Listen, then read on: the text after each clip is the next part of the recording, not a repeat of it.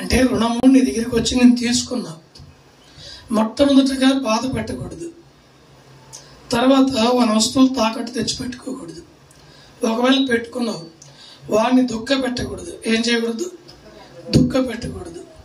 వాని ఆర్థిక స్థాయిని బట్టి, వాడి దీన స్థితిని బట్టి నీకు కట్టలేని పరిస్థితి వచ్చింది, వానికి సమయం ఇవ్వాలి. ఓకేనా? ఆ దినాల్లో అలాగా సమయం ఇచ్చిన వారిని దేవుడు దీవించాడు. సమయము ఇవ్వకుండా వాడిని గట్టిగా ఒత్తిడి చేసి ఇబ్బంది పెట్టిన వాడిని దేవుడు మరణానికి అప్పగించాడు. మీకు చదివి నేను వినిపిస్తా, వినండి. 13వ వాక్యం నుంచి చదువుతానండి. అప్పిచ్చి వడ్డీ పుచ్చుకొనుటయు, లాభము చేపట్టుటయు, ఈ మొదలగు క్రియలు చేసిన ఎడల వాడు బ్రతుకుడు.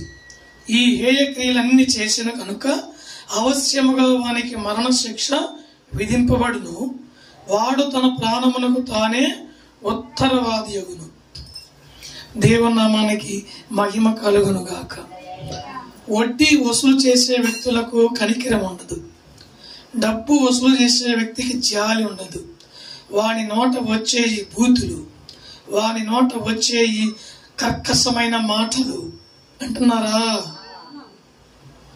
ఇప్పుడు కర్కశమైన మాటలు, మూర్ఖమైన మాటలు, శపితమైన మాటలు వాడు అంటున్నాడు కాబట్టి అన్నవాడు పొందుకుంటాడా, లేకుంటే ఈ అనిన వాని యొక్క మాటలను బట్టి వాడు పొందుకుంటాడా అని నేను చదివితే, వాని హేయ క్రియలను బట్టి దేవుడు అవశ్యముగా వానికి మరణ శిక్ష విధించును.